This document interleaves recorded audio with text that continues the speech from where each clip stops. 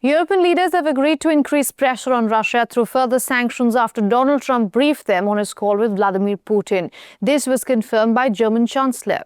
Meanwhile, Ukraine's President Volodymyr Zelensky said that Kiev and its partners were considering arranging a high-level meeting between Ukraine, Russia, the US, EU countries and Britain. The meeting could be hosted by Turkey, the Vatican or Switzerland.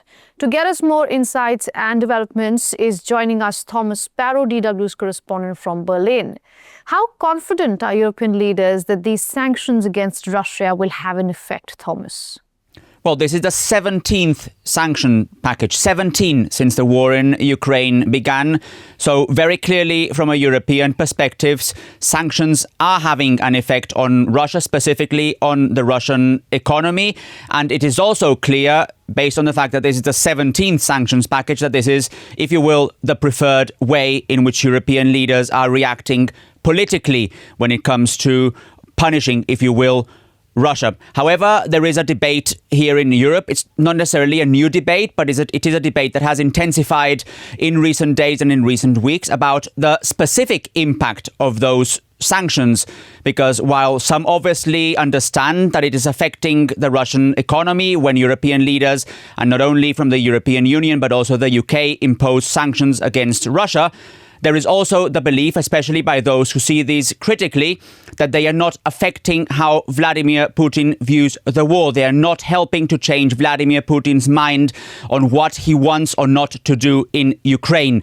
So basically, European leaders do believe that this is important to continue imposing sanctions to put pressure on Russia, but critics view this a little bit more cautiously and understand that maybe something else needs to be done if Europe wants to have a stronger deal, if Europe wants to have a stronger role to play in all these possible potential discussions to stop the war in Ukraine.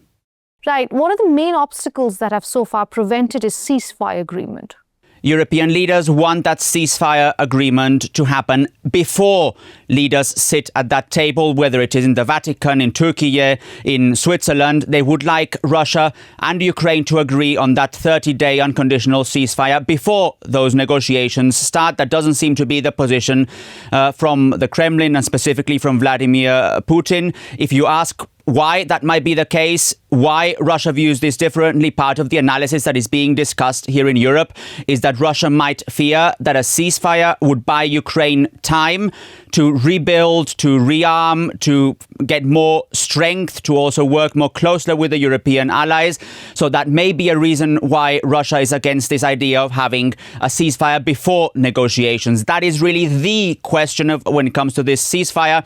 Does it need to happen before negotiations, or do negotiations need to begin to then basically set the conditions for that specific ceasefire? And lastly, how do European leaders view the discussions between Donald Trump and Vladimir Putin?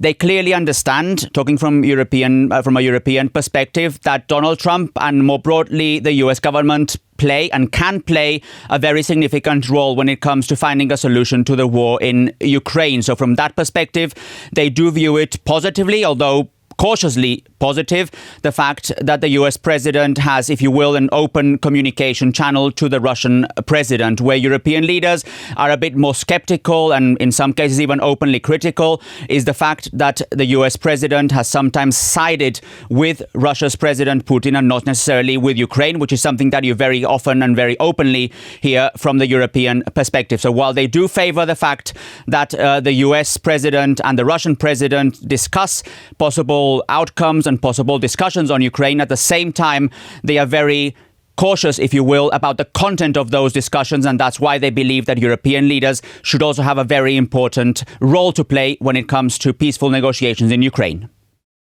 All right, Thomas, thank you so much for all those insights.